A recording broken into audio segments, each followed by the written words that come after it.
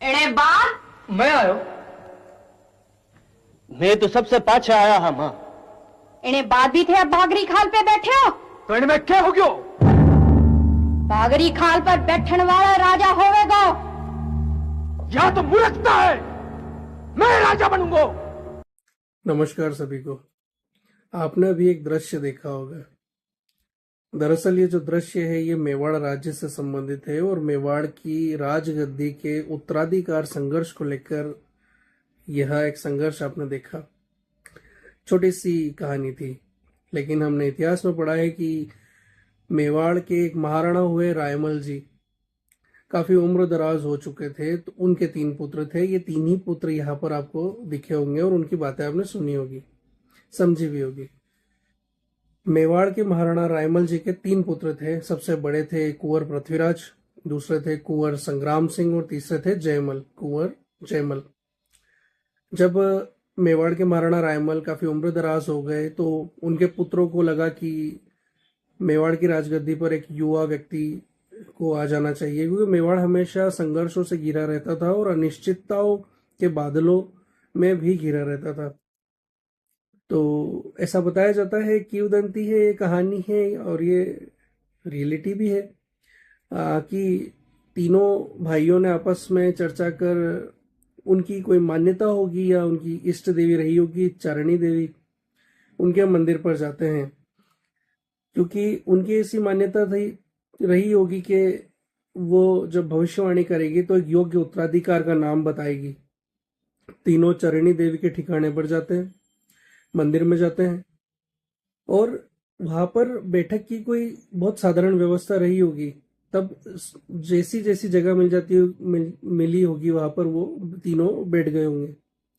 तो ऐसी कहानी है कि कुंवर पृथ्वीराज, उन्हें एक जगह मिली तो वो ऊंचे स्थान पर वहां पर जाकर बैठ गए।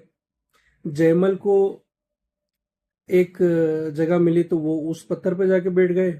सबसे बाद में कुंवर संग्राम सिंह जी आए, तो उन्होंने देखा कुछ ऐसा है नहीं और मुझे नीचे बैठना पड़ेगा, तो उन्होंने देखा बाघ की खाल पड़ी है, बिछावन के तौर पर उसको साफ किया, उसको नीचे बिछाया और उस पर बैठ गए।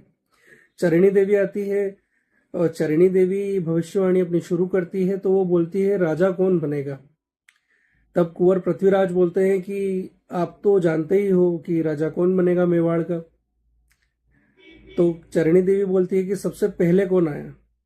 कुंवर पृथ्वीराज खुश हो जाते हैं क्योंकि पहले वही आए थे, तो वो बोलते हैं कि सबसे पहले तो मैं ही आया हूं।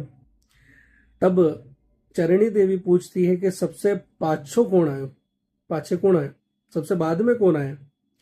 तब कुंवर संग्राम सिंह जी बोलते हैं कि सबसे पाछा तो मैं ही आया हूं माता रानी, सबसे बाद में तो मैं ही आया हूं। तब चरणी देवी बोलती है कि उसके बाद भी तुम बाघ की खाल पे बैठे हुए हो। ये सुन के कुंवर पृथ्वीराज को गुस्सा आ जाता है, क्योंकि वो समझ जाते हैं कि यही एक कोई भविष्यवाणी का संकेत है और चरणी देवी जो संकेत दे रही है उत्तराधिकारी होने का, वे संग्राम सिंह के ऊपर जा रहा है। तो वो अपना हथियार निकाल लेते हैं और उससे संग्राम सिंह जी की आंख पर वार हो जाता है और उनकी एक आंख घायल हो जाती है। और हमने इतिहास में पढ़ा है कि वो एक ही आंख थी उनके पास, संग्राम सिंह जी के पास, जो राणा सांगा कहलाए। उनकी एक आंख चोटिल हो गई थी अपने ही भाइयों से संघर्ष करते हुए, और वे एक आंख से उनका दिखना बंद हो गया था। अपने खुद के ही बड़े भाई पृथ्वीराज ने उनकी उस आंख को चोटिल किया था। ऐसा है कि उसके बाद जब वो घायल हो जाते हैं तो वो वहां से चले जाते हैं और निर्वासित जीवन जीते हैं। किसी एक राजा के राज्य में जाकर चाकर की भूमिका, नौकर की भूमिका निभाते हैं, अपनी पहचान छुपाते हैं और वहां पर नौकरी करते हैं। गाय भैंसे चराना, जानवरों को चराना, ये उनका कार्य होता है।